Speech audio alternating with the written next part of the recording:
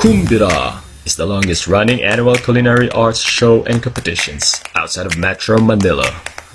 Kumbira aims to showcase the best culinary creations of the region while incorporating latest culinary trends. It also aims to promote healthy competition and camaraderie among the different hotels and restaurants, schools, as well as elevate the standards of the culinary industry in the region.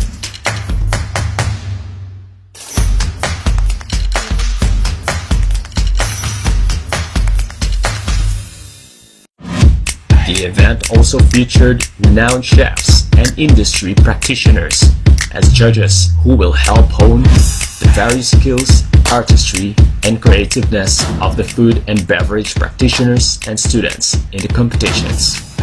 Kumbira is the country's longest-running culinary show and live competitions that focus on showcasing the best and latest culinary creations in the region, as well as highlighting local brands and products.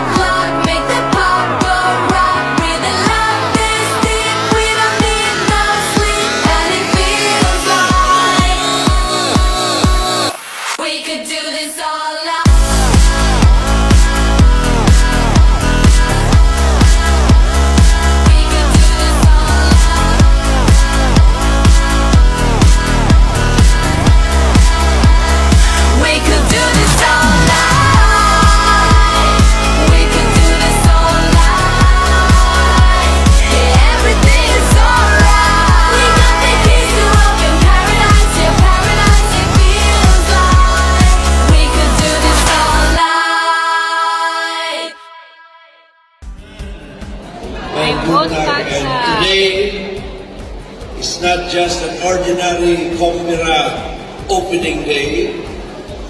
Over the years, we have seen many of them. Even in those trying years, Kohara has never stopped.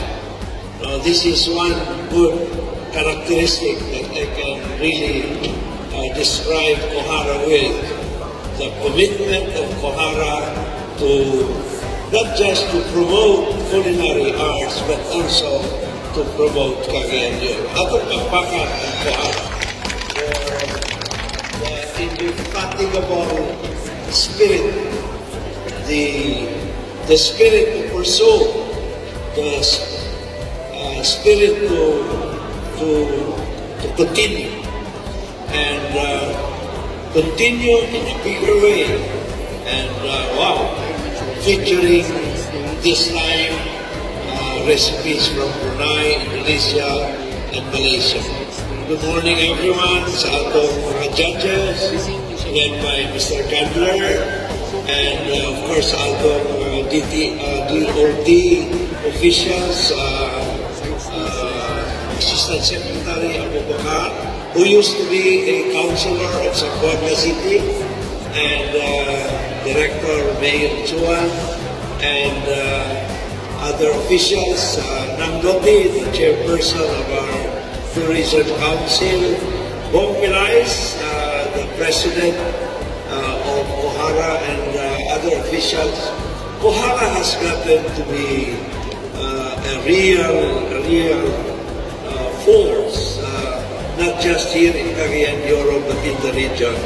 No? And this activity is certainly a very memorable occasion for all of us, not just from Cagayan de Oro, but from the entire northern Mindanao region. I have always maintained that Cagayan de Oro is just a part of a bigger area, which is northern Mindanao. After all, the northern Mindanao used to be one big province of Misamis. But the division notwithstanding, Cagayan de Oro has remained the focal point, the flagship, the convergence center of that old province of Misamis, which is now northern Mindanao.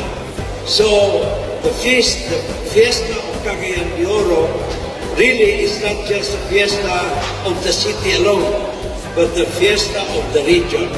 As the flagship, as the convergent city, it is incumbent on Cagayan de Oro to really share the blessings with the rest of the region and to promote not only herself but the entire region.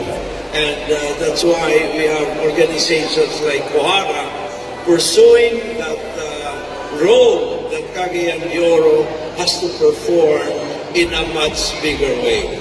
Kami po, we are very grateful to the, I call them the Suki judges.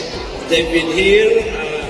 When I was governor, before I became mayor, I have witnessed many of the Kohara events. And even before that, when I was a member of Congress, I have attended some of the Kohara events. And that was more than 20 years ago.